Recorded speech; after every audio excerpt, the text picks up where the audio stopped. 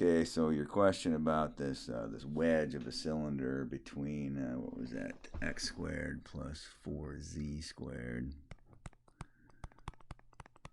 equal 4, and y equals 3 minus x, and y equals x minus 3.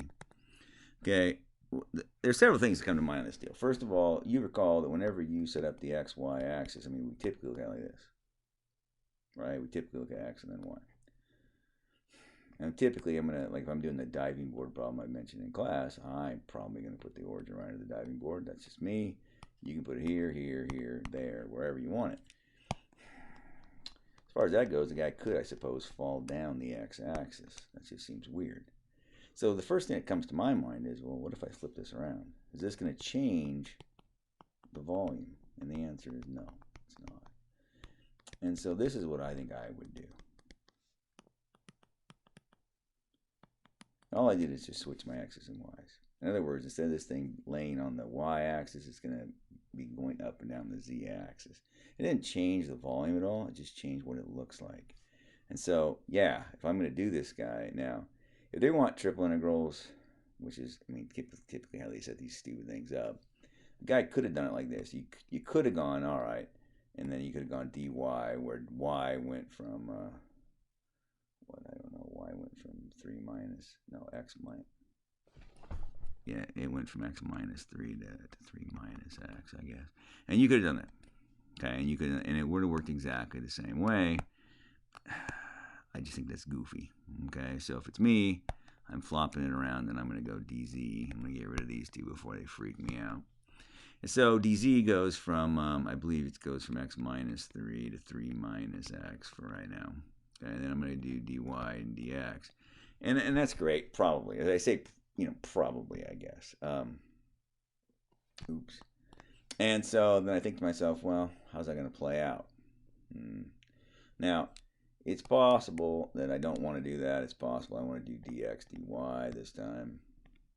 I think it's probably because this is, I can then solve it as, x squared equal 4 minus 4y squared, and then of course x is plus or minus the square root of 4 minus 4y squared.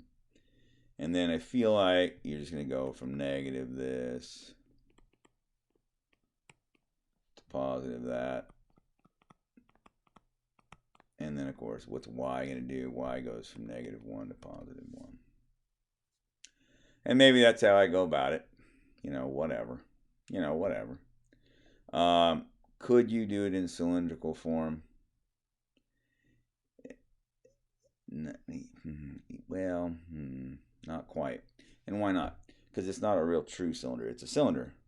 Okay? Well, yes and no. I'll put it that way. Yes and no.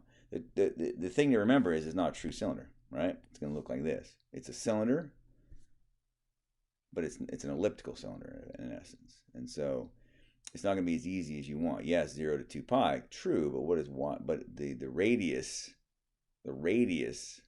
is not just 0 to 2 or 0 to 1 or what have you. It's going to be all over the map.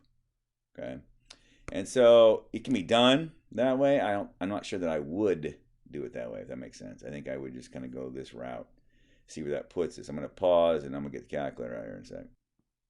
So I get 12 pi, and you can do polar, but what you're going to have to run out with polar is it's going to be, r is going to be a function of theta, which is doable. So you're going to have to do dr d theta if you play that game. And r will be a function of theta, but I don't want to do it, so I'm not going to. So that should be your answer, 12 pi. And then your other question was, which one?